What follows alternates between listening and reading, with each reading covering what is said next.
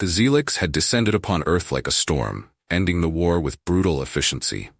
Their victory was swift, and now a group of elite human soldiers and engineers found themselves captives in an alien world far from home. The transport pod landed with a hiss, and the prisoners were marched out into the cold, sterile corridors of the Zelix stronghold. The Unbreakable prison loomed ahead, a marvel of alien technology, unlike anything humans had ever seen. Massive walls of shimmering force fields surrounded the structure, pulsing with a strange energy. The gravity here felt off, heavier in some places, lighter in others. The psychic barriers were invisible but palpable, a constant pressure at the back of the mind, suppressing thoughts of resistance.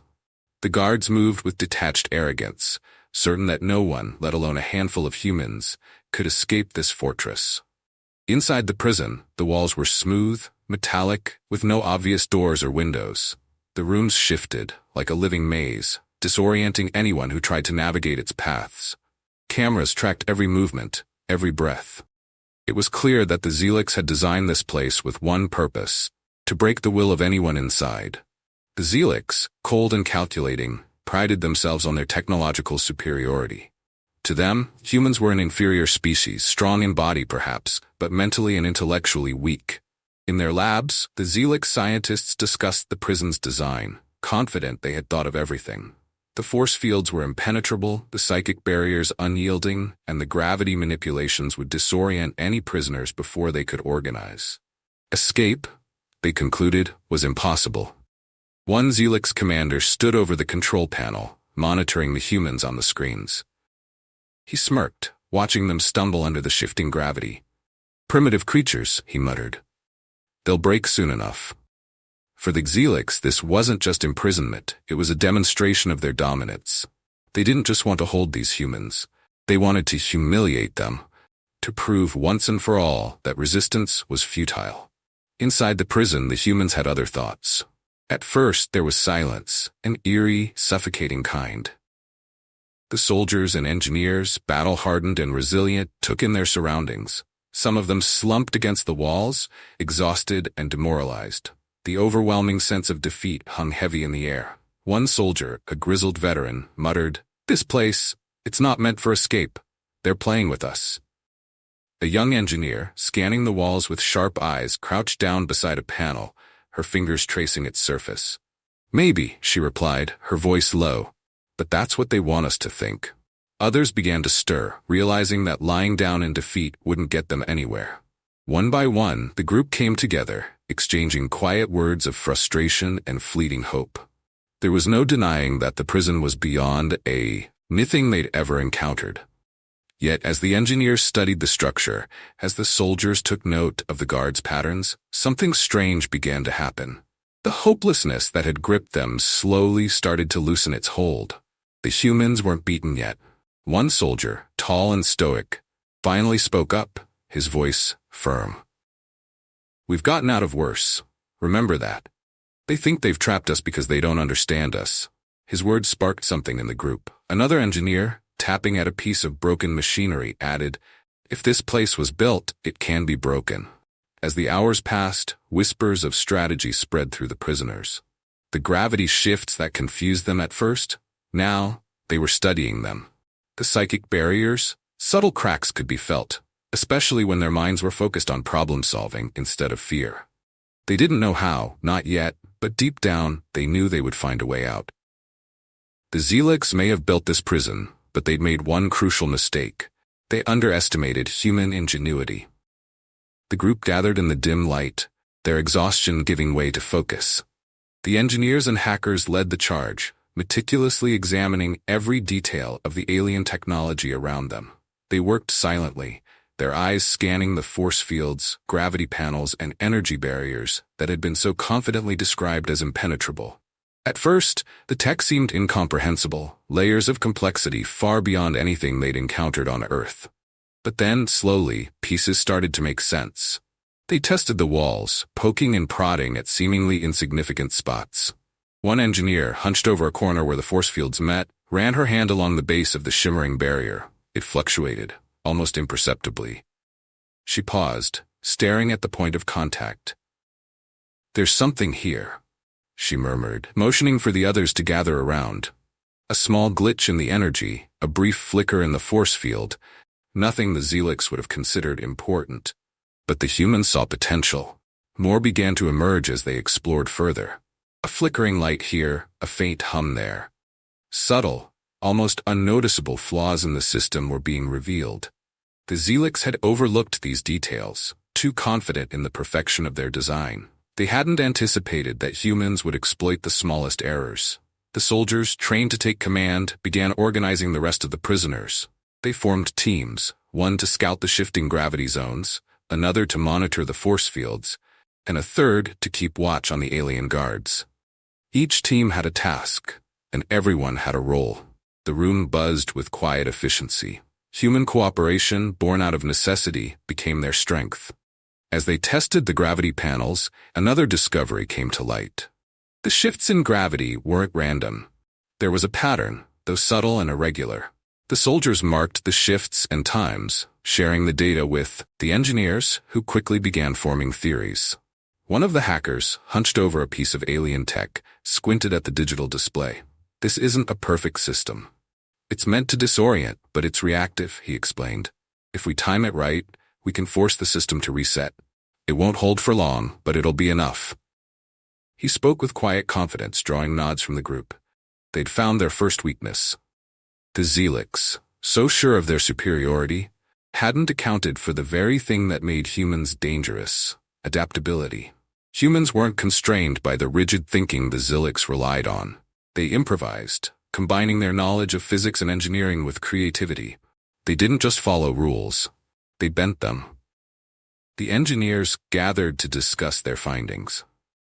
"If we overload this specific panel," one of them pointed to a junction near the gravity zone, "we can cause a cascade failure in the field's control system. It'll only last a few seconds, but it might be enough to disrupt the gravity too." Another added, "But it's not just that. If we hit the right sequence, the psychic barrier could drop as well. It's all linked, and they've underestimated how quickly we can learn." It was a daring plan, but it was all they had. There was a brief moment of hesitation. If they failed, the consequences would be catastrophic. But there was no turning back now. They had to act. The plan was set. Each team moved with silent precision. Engineers crouched over alien consoles, fingers hovering over controls they had barely begun to understand. The soldiers stood guard, watching the Zelix patrols, every muscle tense, ready to spring into action if things went wrong. The hackers began the countdown, tapping into the gravity panels, bypassing systems with a mix of human ingenuity and stolen alien knowledge. The first signal came, a slight flicker in the lights. Subtle, but it meant the gravity field was weakening. An engineer nodded at the soldiers, their faces tense with concentration. Another command inputted, and the gravity shifted. The floor beneath them felt lighter, just as they predicted. A soldier whispered into his comm, "Phase 1 complete." The teams moved swiftly, each motion calculated, each second critical. As the gravity fields destabilized, the humans turned their attention to the psychic barriers. They knew they had only a small window before the Zelix realized something was wrong. Working in silence, one of the engineers rerouted power from an auxiliary system, causing a surge in the psychic barrier controls. There was a brief hum, and then a dull pop. The barriers were down. They could feel it, a sudden lightness in their minds. The pressure was gone, but it hadn't gone unnoticed. The Zelix technicians on the other side of the facility noticed a fluctuation. They dismissed it at first, assuming it was just a minor glitch, a typical system recalibration. But another shift in the gravity, and the second surge in the barriers, started raising suspicions. A Zelix guard glanced at his console, frowning. Still, they hadn't pieced it together yet. The humans moved quickly now, adrenaline fueling their actions. The soldiers spread out, covering the engineers and hackers as they disabled the final security measures. A moment of silence stretched out as the last code was input. The soldiers watched the doors, waiting for the inevitable sound of alien feet. But it didn't come. Not yet. Suddenly, alarms blared. The Zelix had caught on. The room pulsed with red light, and an automated voice barked out commands in the alien language. "Go!" one of the soldiers yelled, as the entire group sprinted toward the exit. They were seconds away from freedom, But the Zelix were now in full alert. Security protocols kicked in. The doors, previously open, started to seal shut. One of the engineers, panting, worked furiously at the console. The door mechanisms had locked her out. She cursed under her breath, hands moving in a blur. A soldier stood over her, rifle in hand, eyes darting toward the approaching footsteps of Zelix guards. "They're coming," he growled. "I know," she snapped back, her fingers jamming another command sequence into the alien tech. The door made a grinding noise but stayed shut. The guards were closer now, their footsteps pounding in unison. The soldier raised his weapon, eyes narrowing. Just as the first Zelix guard rounded the corner, the door screeched and slid open, barely wide enough for them to fit through. "Move, now," she yelled, and the group sprinted through, the soldiers firing off shots behind them to slow the pursuit. They burst out of the prison, into the open air of the alien world. Their breaths came in heavy gasps, but they didn't stop. They couldn't. The Zelix were right behind them, their shouts echoing through the corridors. But the humans kept moving, faster, driven by the knowledge that they'd done the impossible.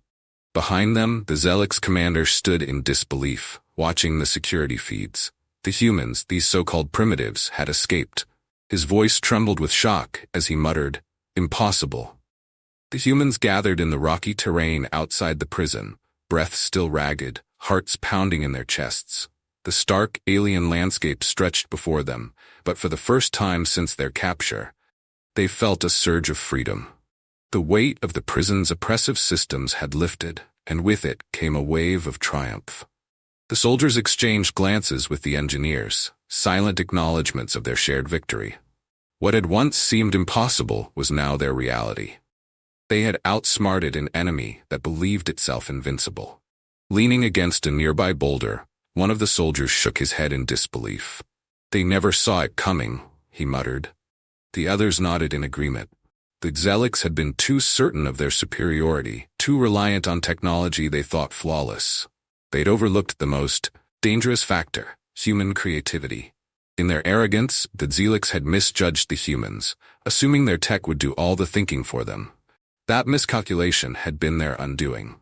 The engineers, still buzzing from the high of their escape, huddled together, examining the alien devices they'd snatched during their frantic sprint from the prison.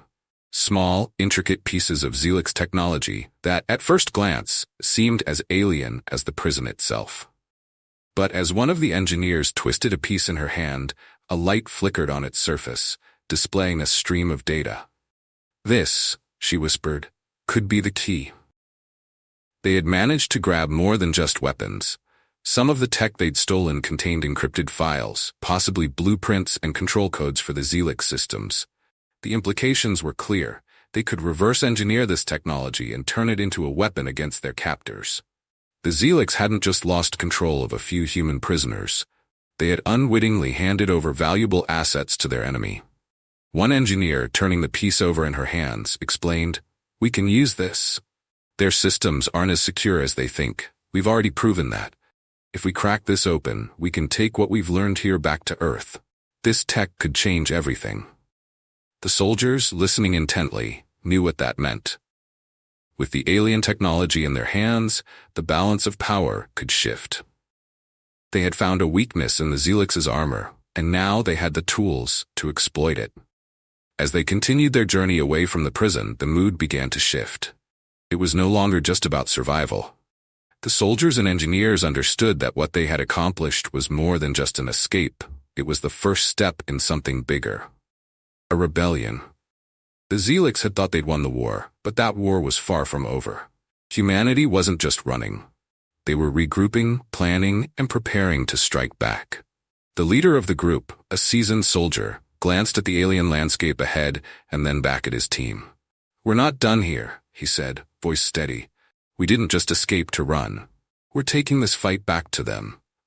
With the stolen tech, they had an edge, a way to turn the Zelix's own weapons against them. The humans had seen the chink in the armor of their oppressors, and now they were ready to drive a wedge deep into it.